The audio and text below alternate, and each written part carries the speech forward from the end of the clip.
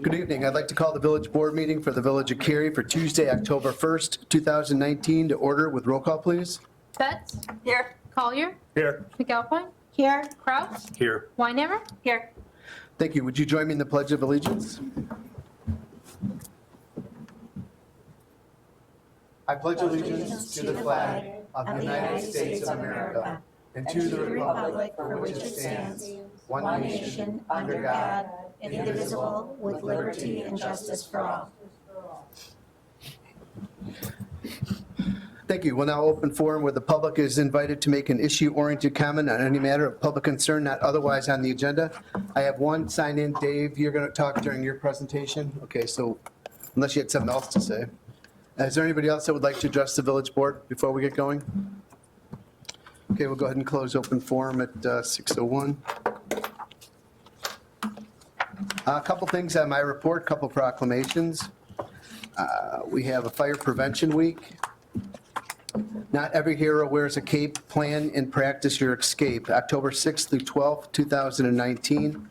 Whereas the Village of Cary is committed to ensuring the safe and security of those living in and visiting our community, and whereas U.S. home fires resulted in 2,630 civilian deaths in the United States in 2017, according to the National Fire Protection Association, and the fire departments in the United States responded to 357,000 home fires. And whereas Cary's first responders are dedicated to reducing the occurrence of home fires and home fire injuries through prevention and protection education. And whereas the 2019 Fire Protection Week theme, Not Every Hero Wears a Cape, Plan and Practice Your Escape, educates the public about the vital importance of developing a home fire escape plan with all the members of the household and practicing it twice a year. Now, therefore, I, Mark Hownick, Mayor of the Village of Cary, do hereby proclaim October 6th through the 12th, 2019 as Fire Protection Week throughout the Village of Cary. And I urge all the people of the Village of Cary to be aware of their surroundings, look for available ways out in the event of an another emergency, respond when the smoke alarm sounds by exiting the building immediately, and to support the many public safety activities and efforts of the Village of Cary, of Cary's fire and emergency services during the Fire Protection Week 2019, dated this first day of October 2019. And one more for the Lions Club. Lions Candy Days is October 11th and 12th, 2019. Whereas the Lions Club is an active part of our community, and whereas the Lions Club is dedicated to service and to the community, particularly in the areas of vision and hearing conservation, and in the areas of aid to the deaf and blind. And whereas the Cary Lions Club will participate in Candy Days on Friday, October 11th and Saturday, October 12th, giving away candy and accepting donations for humanitarian services.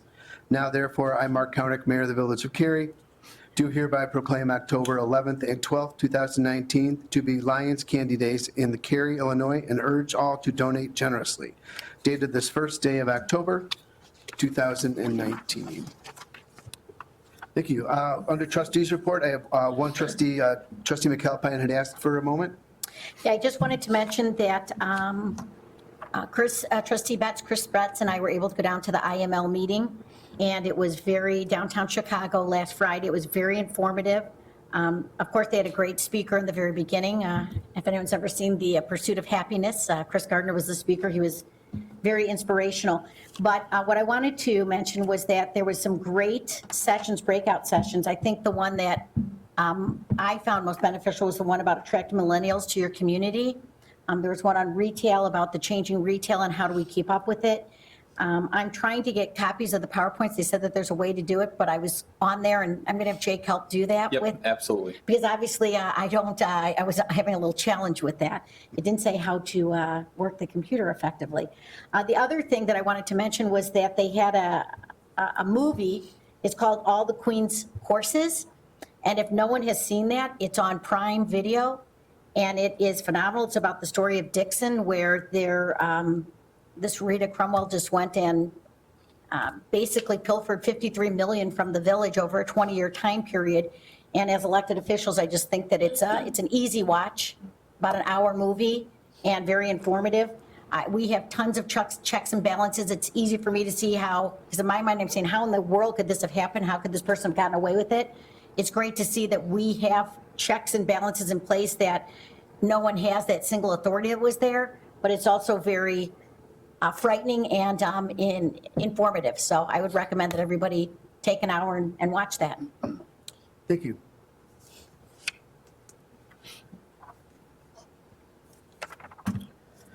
Okay, I will entertain a motion to approve consent agenda items number 1 through 6 as shown on the village's website and is displayed on the video monitor during the village board meeting. So moved. Second? Roll call, please. Kraus, Yes. Betts, Yes. Weinhammer, Yes. Collier, Yes. McAlpine. Yes. Thank you. Moving to items for separate action, I will entertain a motion to approve a resolution authorizing the village administrator to execute a contract amendment to the fiscal year 2020-21 roadway resurfacing program contract with H.R. Green, McHenry, Illinois, in the amount not to exceed $24,000. So moved. Second. Hey, Eric. Thank you, Mayor. This evening, we have before you a consideration for a contract amendment to our current design contract for our road program. H.R. Green is currently at work designing the plans to prepare for bid road work for the next fiscal year. I included in the packet the list of roads that are being designed at that program. Those streets, so depending on the bid amounts that are resulting from the requests for bids, we will try to do as many of those streets as possible. Based on our current review of pavement conditions in our metro commuter lots, however, we've noticed this year that there's been a rapid acceleration in pavement deterioration. And given that condition that's out there now, we are recommending that we also add into this contract the design work and measurements and plan specs for the commuter parking lots to enable us to also possibly resurface those in the next fiscal year. We're able to do that using some line items that have been under budget or projects in the parking fund in particular that are being deferred to the following year, specifically the PED crossing improvements that the Union Pacific Railroad has to construct at the west end of the platform. They weren't able to get to that this summer and fall, so they will plan to do that next summer, which would then lie into our next fiscal year. As you can see in the exhibit, we're looking to do the design work for all of the parking lots because there is a cost savings and some scale of economies to do them all to the tune of about 10%. So we'll have some shovel-ready plans and specs ready for the other lots that we don't plan to resurface right away.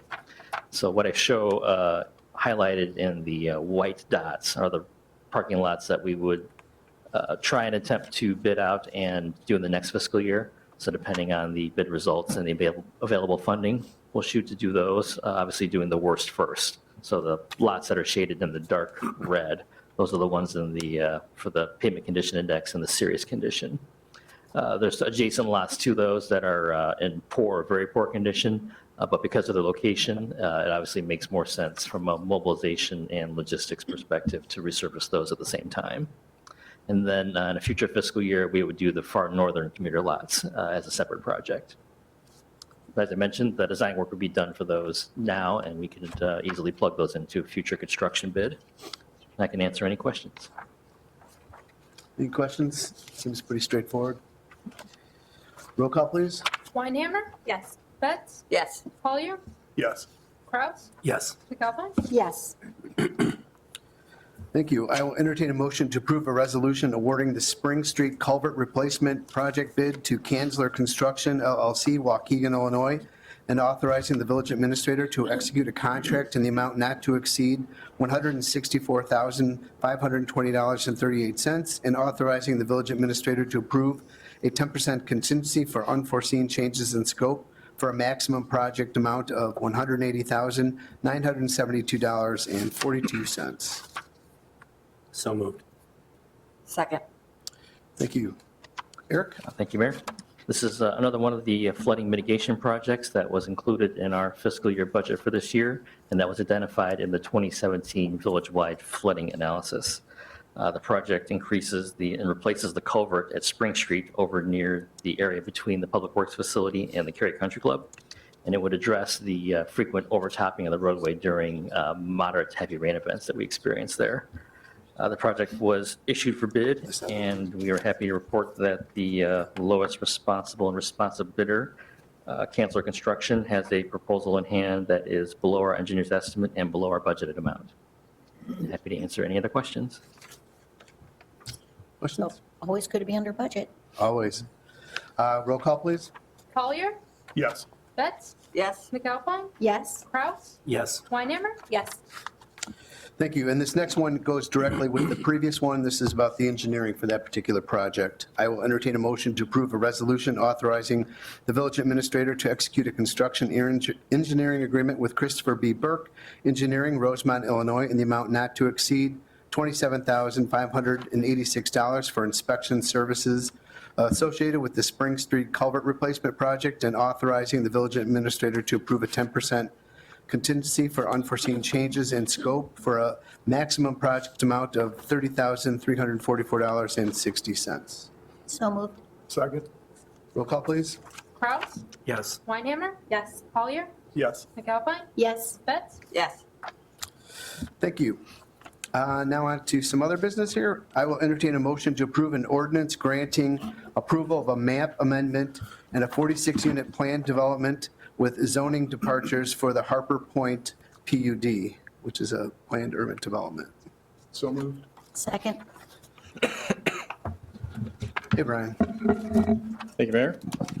The request before you this evening is related to a proposed development at the former Haber Oaks School, just off of Carroll Gonquin Road.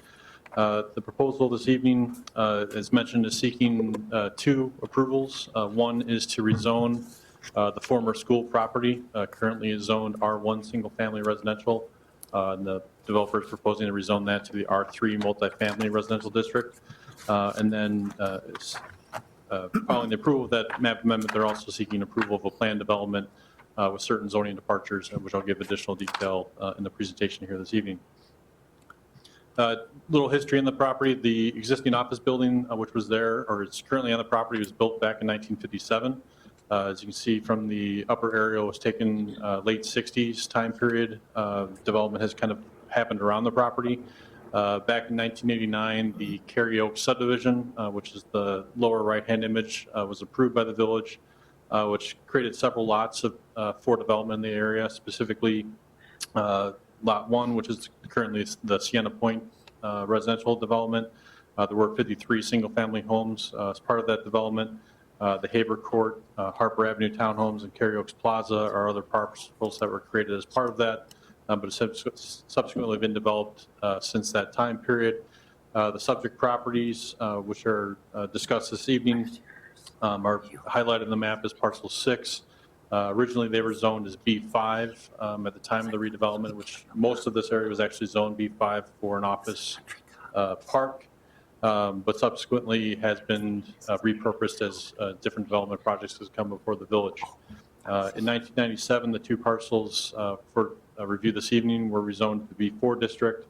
And in 2004, the existing Harper Point development, which is the duplex project currently being constructed, was rezoned to R3, and subsequently got development approvals back in 2015 for that project.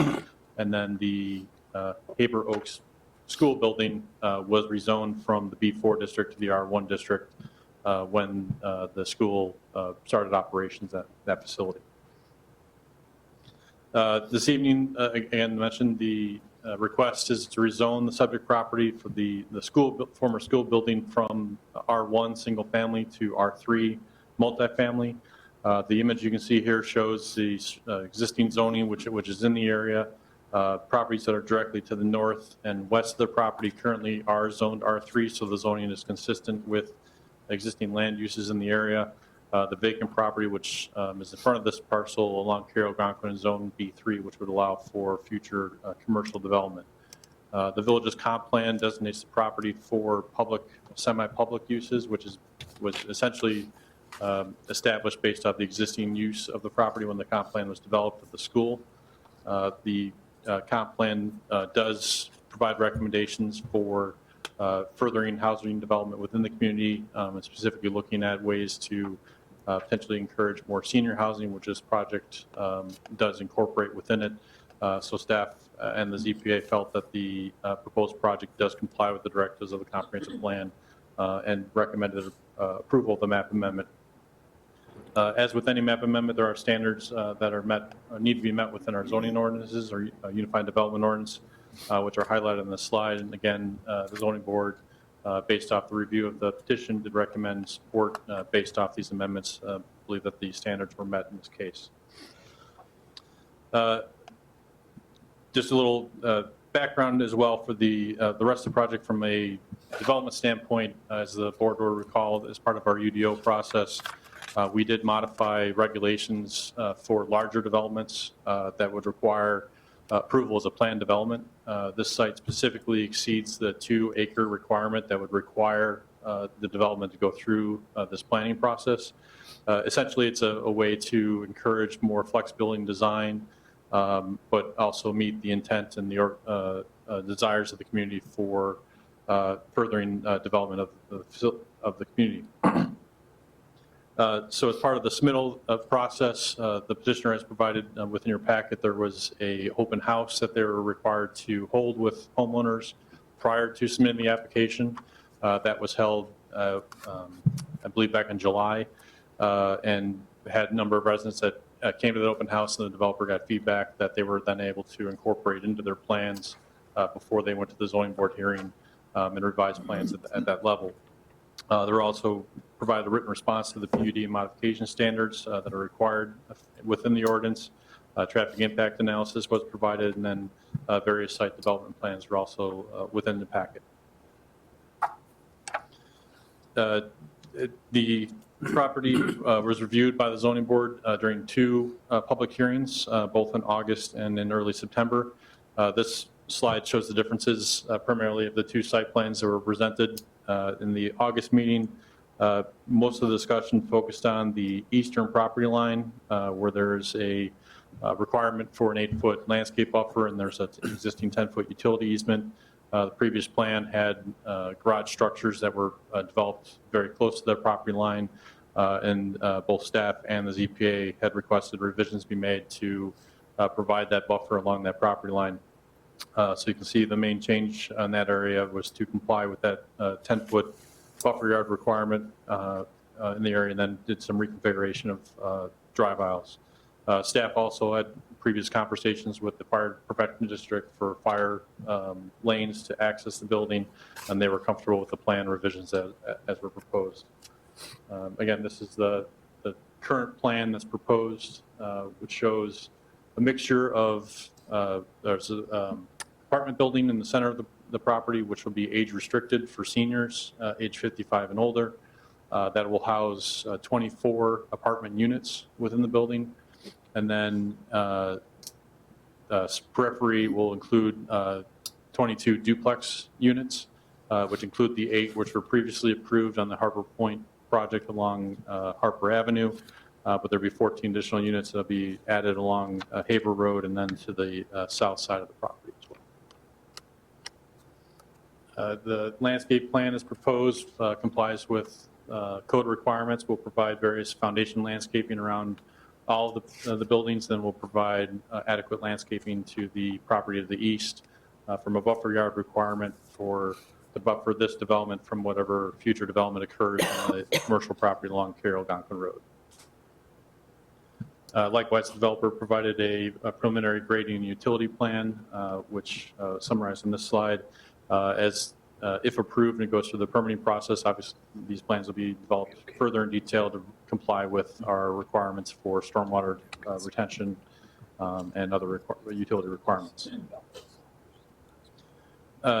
As mentioned, as part of the plan development, the petitioner is proposing to modify the existing school building where the building will not be demolished, but will be modified to add a second story to the structure. Currently, it is a 1-story building, office building converted to a school. They will be adding a second story and adding a peaked roof to that structure to provide more of a residential feel or character to the building. The existing brick along the base of the building would be maintained, and then hardy board materials would be presented or provided along the facade to provide that residential feel, and then asphalt roof to match the existing duplexes which are constructed on the property. This is an example of the elevations for the duplexes. Similar design will be utilized for the other duplexes proposed on the property. And then the petitioner did provide, which was on the dais this evening, examples or photographs of what the one that has been constructed on site looks like and the type of interior finishes that are proposed for the project going forward. As with the plan development, there are certain zoning departures that are being requested as part of the approvals for the project.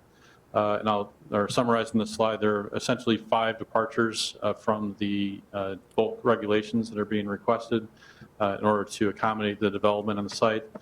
Majority of these are related to the existing configuration or the constraints that exist in the property with the existing school building and working in other units around that building. The first departure is a request to reduce the front building setback along Haber Road from the required 30 feet to 20 feet. As you can see on the slide, there are the 6 duplex units which front on Haber Road in this location. The front facades of those buildings would be right at that 20-foot setback line, but the other 2 buildings would also be sited at that 20-foot setback, but due to the angle of the road and the configuration of those properties, the majority of those properties will be 30 to 40 feet behind that setback line. So majority of the setback would be in this location, and with the existing right-of-way and setback of townhomes on the opposite side of the roadway, will provide over 110 feet of separation between the front of those 2 developments. A second departure, which is requested, is to reduce the interior side yard setback to the east property line from 15 feet to 10 feet. This would only apply to the 1 duplex unit, which is located in the southeast corner of the site.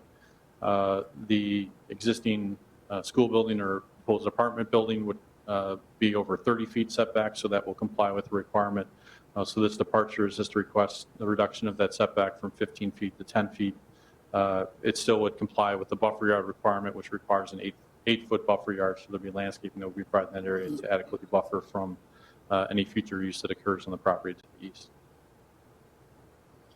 A third departure which is requested is for building separation from side of one building to the side of an adjacent building. The code requires a separation of 15 feet from one unit to another unit due to the constraints in the width of the site in this location. The developer is proposing to reduce that down to 12 feet. Essentially, that requirement is similar to our side yard setbacks within the R2A zoning district, which requires a minimum setback of 6 feet from a structure to a side property line, so 2 properties next to each other would comply with the 12-foot. The fourth setback or departure which is requested is to slightly increase the lot coverage permitted for the property. By code, the maximum lot coverage that's permitted is 50%. The petitioner is proposing to increase that to 53% due to the mixture of development that's on the site with both a apartment complex, which requires more surface parking structures, and the duplexes on the property. The petitioner seeking slight relief for the lot coverage requirement on the property. As mentioned previously, there is significant landscaping that is proposed on the site that will kind of balance the reduction in lot coverage from that perspective. The final departure which is requested is related to the density of the project. The petitioner is proposing to increase the maximum density for the PUD based on the underlying zoning from 9 units an acre to 12 units an acre. Under our code, any percentage of units per acre that exceeds or a decimal point, if you will, is rounded up. So the density for the project is technically 12 units per acre by code, but as you can see by the table, it's actually just barely over 11 units per acre. It's 11.1. It's fairly similar to development within the area. From a development standpoint, You have existing townhomes, both in Sienna Point, Haber Court, and Harper Avenue area, which have densities from 5 to 8 units per acre, with the conversion of the school building to apartments that will kick up the density level for the property here, but it still would be lower than other density or other similar projects that have recently been approved within the village. Comparatively, the Garden Place Apartments, Country Commons conversion, which was just recently approved, and both the Three Oaks Assisted Living and Cary Senior Living have densities roughly 14 to 16 units per acre. This slide is provided for reference. This show that the site complies with our parking requirements. It actually will exceed our parking requirements per code. The total parking that's required for the project is 68 spaces. That includes garage spaces for the duplexes and also other surface parking and garage units that are provided for residents of the apartment units as well. In addition to those 83 spaces, there will be additional parking provided in front of the duplex units. So each duplex unit would have an additional 2 spaces that residents or visitors could park on without taking up existing surface parking lot spaces on the property. As similar to the map amendment, there are various development standards which exist within the zoning ordinance for approval of a project. They're summarized on the slide. I won't read them all, but essentially looks for compliance with the comprehensive plan, impact on adjacent facilities and resources, parking and traffic design, and adequate buffering from adjacent uses. Likewise, for approval of PUD, there are various modification standards that need to be met for zoning departures, which are summarized in the slide. And based off the public hearing comment documentation that was provided before the ZPA, both at the August 22nd and September 12th hearing, the ZPA felt that the project met those standards that as presented and recommend approval of 2 motions, which summarized on the slide, were approval of the map amendment as proposed to rezone the existing Haber Oaks property at 400 Haber Road from R1 to R3. And then second, approval of a 46 plan development unit plan development with zoning departures subject to the conditions which are listed in your staff report. I'll be happy to answer any questions you may have regarding the proposal. The developers also here can provide additional information regarding their project before you have questions. Any questions for staff? Mr. Cook, would you like to come up? Sure.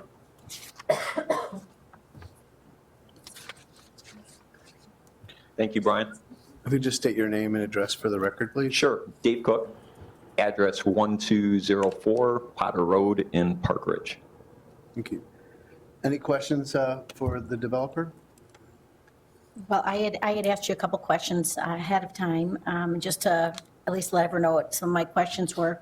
I wanted to know time frame. When you thought this would be completed. I think that's, a general idea for us to have an idea of a time frame. So maybe if you want to share that with everyone.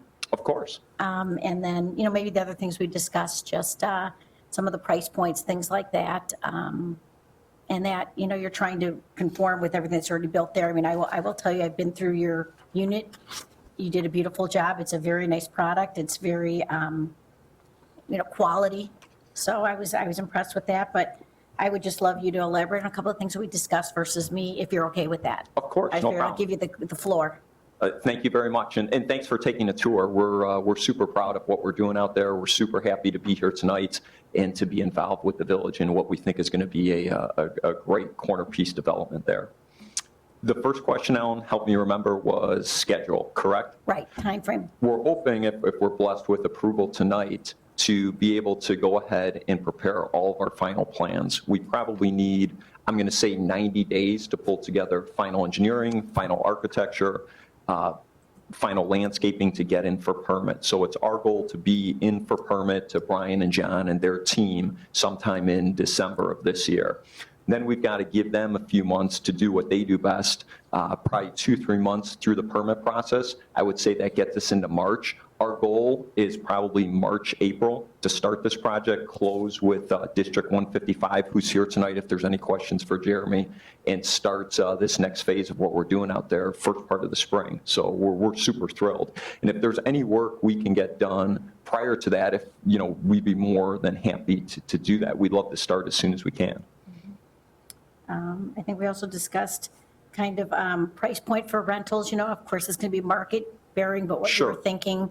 And the reason I'm saying some of these things is that these will be questions I think that some of us will be asked. So it's nice to have an idea of what are we thinking with these things. Sure. So as Ellen mentioned, everything we're doing here is going to be market rate. So we'll price to market. I envision the rentals here for the one-bedroom senior units to be somewhere between $1,200 to $1,400 a month, and for the two bedrooms to be somewhere between $1,600 to $1,900 a month. So that's our plan going in with it for the senior rentals. For our for-sale product, which is going to be a continuation of the duplexes, we'll obviously continue our current price schedule, which is in the high twos.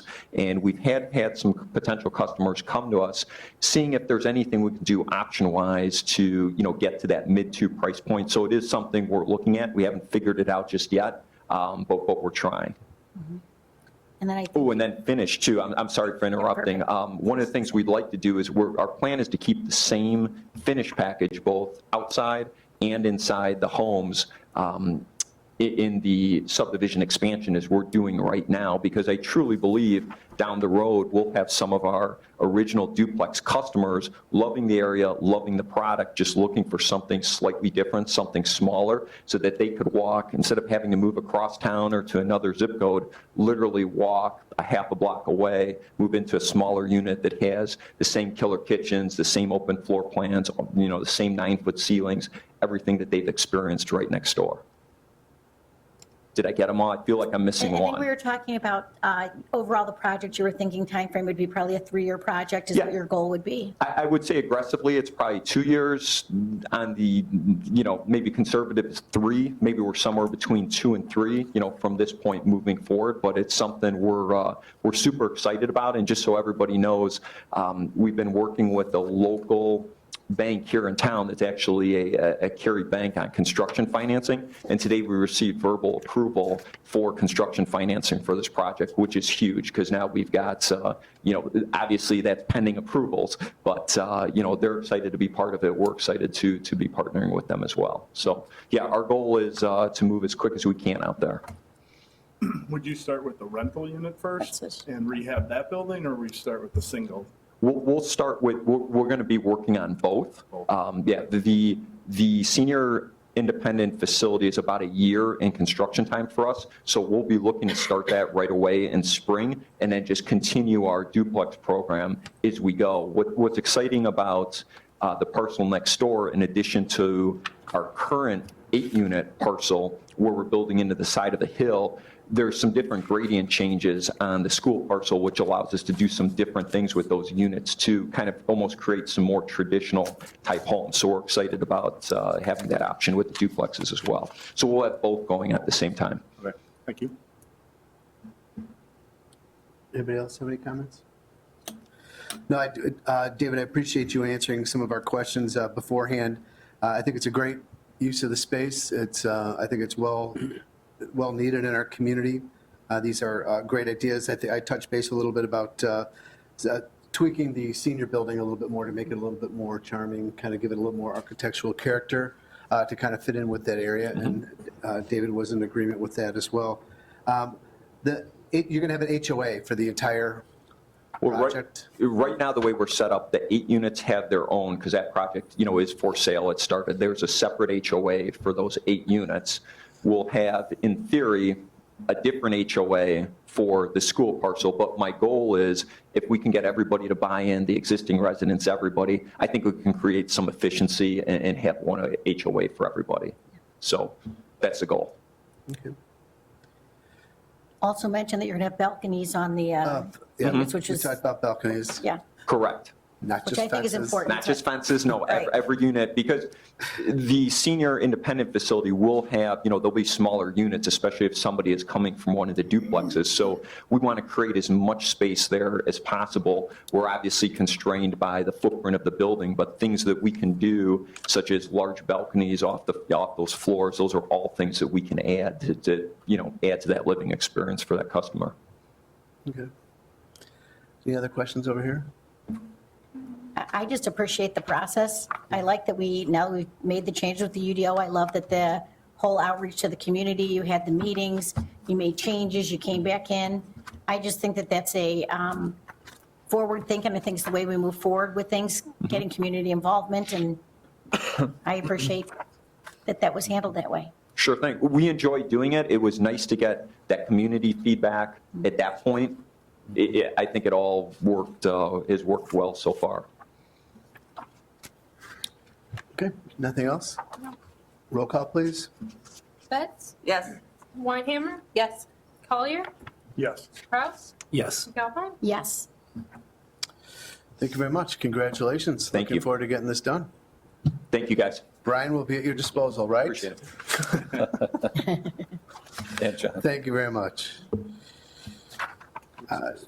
Administrator support, Jake, you have anything? Yep, we have established the trick or treat hours. We get a lot of calls every year of interest of when those are going to be. It's going to be the same as last year, 3 to 7 on October 31st. Here. So we'll get information out on the website and Cary News Weekly and Facebook, all our usual methods. That was short and sweet. Yep. Chief Finland?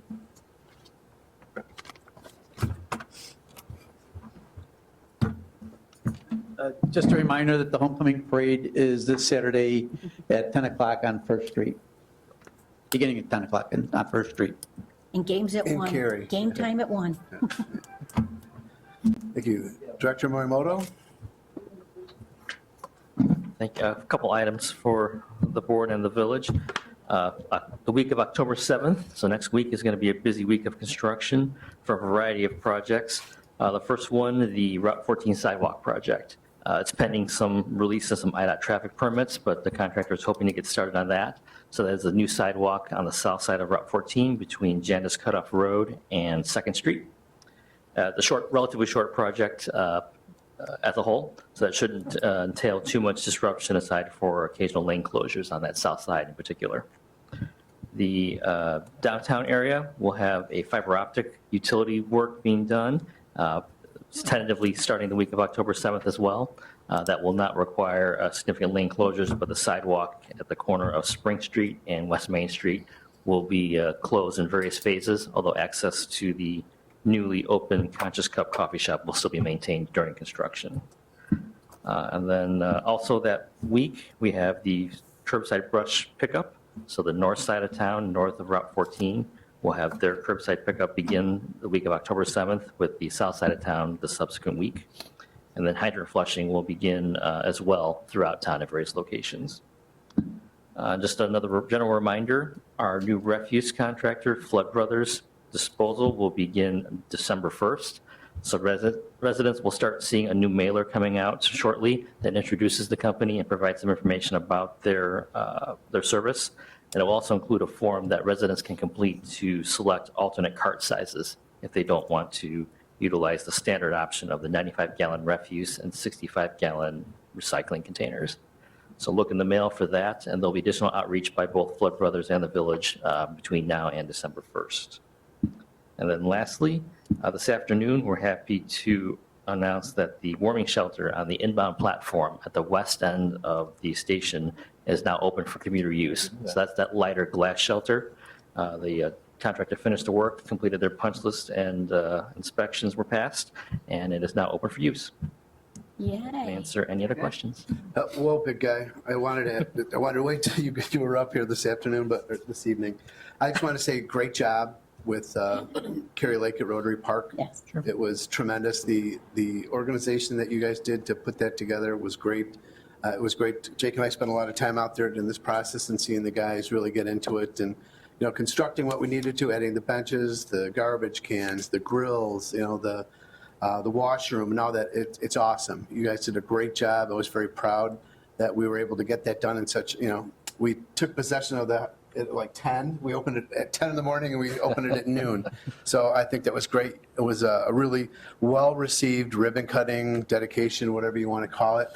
We were very fortunate to have Boy Scout Troop 160 as well as some of the ANVETs there raise our very first flag there. That was a very cool thing. Chief Finland and I had talked about that before when we were talking about the flag thing, and Chief Finland had mentioned that there's a historical case outside our offices in the back, and it shows of, I think when Maplewood was being dedicated or something, that the Boy Scouts were raising the flag with the vets around it. It was a really cool thing to be part of, and I think, this is a great legacy for the village. We now have an unbelievable amenity to our community.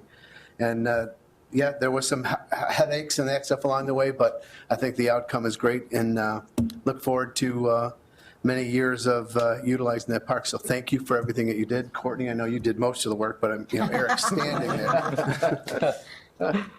But it was good. The cake was good too, was an added bonus. All right, thank you, Eric. Great job. Weather was good too. Yeah. Director Simmons, come on. You don't want to wait to hear what I have to say? Yeah. Okay, next time, all right? Sounds good. Any future agenda items by the village board? Brian did all the grunt work for the park, so. That's true. You went through all those meetings. Shoot, you want to stand up here? But you're still standing. So is most of us here, so that's good. None being said, I will entertain a motion to adjourn. So moved. Second. All in favor? Aye. Opposed? There are no nays. We will re-adjourn in just a moment.